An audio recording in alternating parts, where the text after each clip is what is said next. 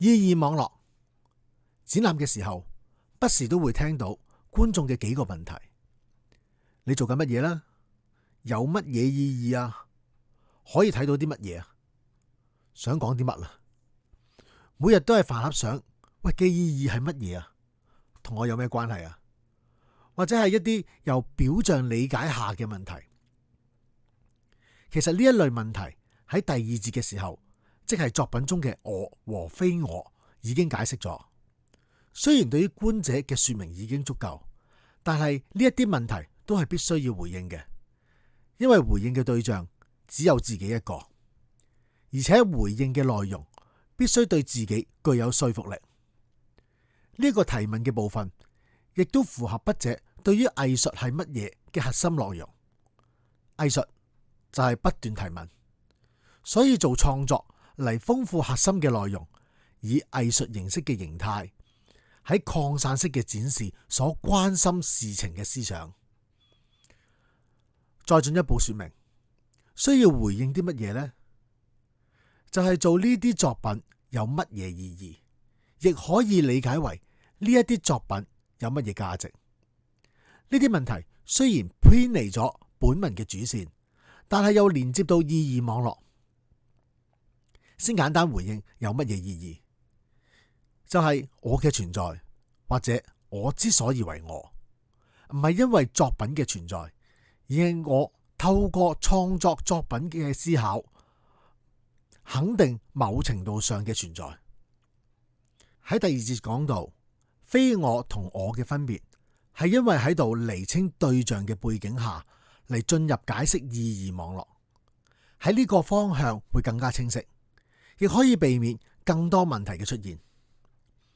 日夜29.1裏面，意義網絡嘅說明分為兩個部分。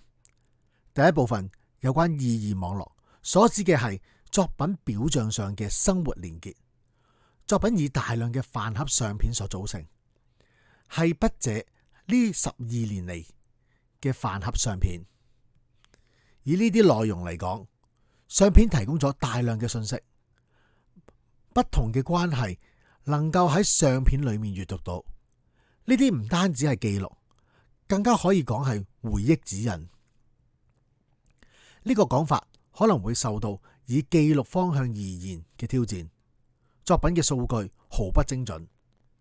首先，呢啲係藝術品，而唔係數據，冇解釋呢一部分嘅需要。而第二係作品唔只係在於記錄，而係內在信息嘅關係，係由我活着嘅印象所組成，係同我有關嘅人同埋事情所組成。